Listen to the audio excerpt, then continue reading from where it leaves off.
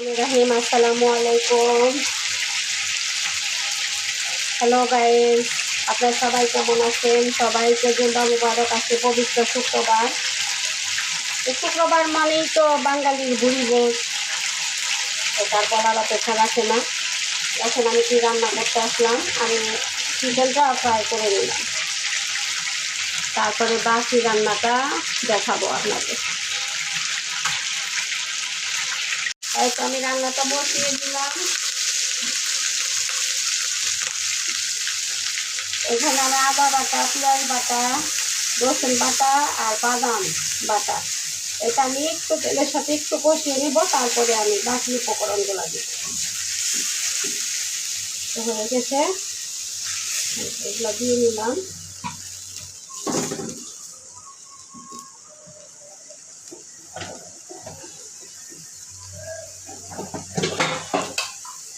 আমি এখানে জিরার গুঁড়া দিয়ে দিলাম 1.5 চামচ, কারণ কুরমা রান্না করা মানে আপনার হচ্ছে মশলা বেশি দিতে হবে। আমি একটু শুকনো মরিচের গুঁড়া দিয়ে দেবো ঝালের জন্য, হালকা দিলাম, কারণ আমি কাঁচামরিচ দিব তো সেই জন্য। আর এখানে হলো আমার সব ধরনের মশলা করা, জিরা, গরম মশলা সব, এটা দিয়ে দিলাম।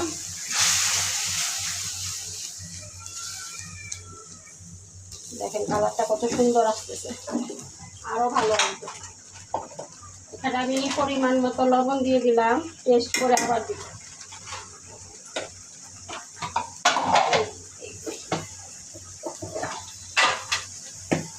আর এখানে আমি আদা বাটা দিয়ে দিলাম।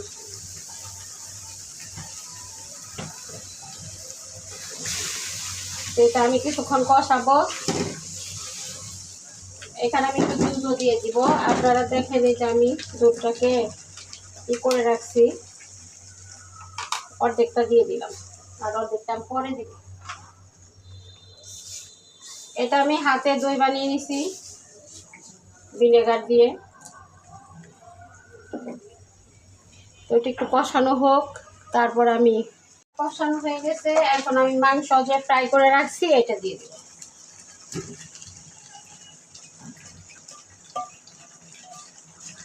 মোটামুটি আমার রান্না সবাই খুব পছন্দ করে। আমার শ্বশুর বাড়ি, বাবার বাড়ি, আত্মীয় স্বজন সবাই। আমার মামাতো ভাইয়ের সাথে আমি একসাথে বাসায় ছিলাম, ওনার বাসায় কোনো অনুষ্ঠান হলে আমি রান্না করতাম। আমার মামাতো ভাই তার বউকে বলতো যে তুমি শিখতে পারো না মুক্তির কাছ থেকে, আবার বড় তো সেজন্য।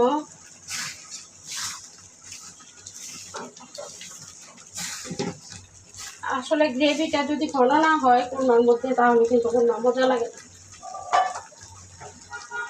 আবার মশলা খুবও বেশি দেওয়া যাবে না, কারণ খুব বেশি দিলে কিন্তু আবার দেখা যাবে এটা আমি এখন কষাবো। আমার হাতে বানানো একটু সস দিয়ে দিব আমি, খুব বেশি দিব না, হালকাই দিব।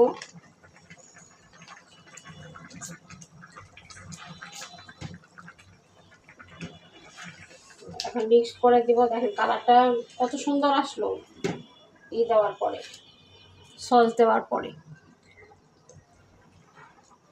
কয়েকটা কাঁচামরিচ দিয়ে দিলাম, আর হচ্ছে যে একটু লেবুর রস দিয়ে দিব আমি, খুব বেশি না। আর একটু চিনি দিয়ে দিব, সামান্য একটু চিনি দিয়ে দিব। আমার বাচ্চারা আবার একটু মিষ্টি মিষ্টি খেতে পছন্দ করে।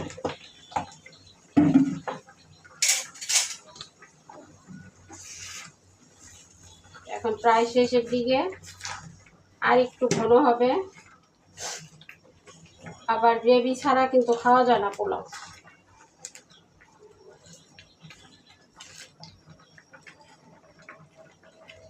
সর্বশেষ উপকরণগুলো দিয়ে দিব। তো এই বাসায় আমার আজকে শেষ রান্না, কারণ আমরা ট্রান্সফার হয়ে গেছি, আমরা 1 তারিখে চলে যাবো অলরেডি। এখানে আমাদের শেষ রান্না আজকে, মানে এই শুক্রবারের শেষ রান্না। আমরা যাব হচ্ছে বুধবার। এই যে দেখেন আমার হাতে বানানো ঘি, আমি নিজের হাতে বানাইছি। একটু ঘি দিয়ে দিলাম, 1 চামচ।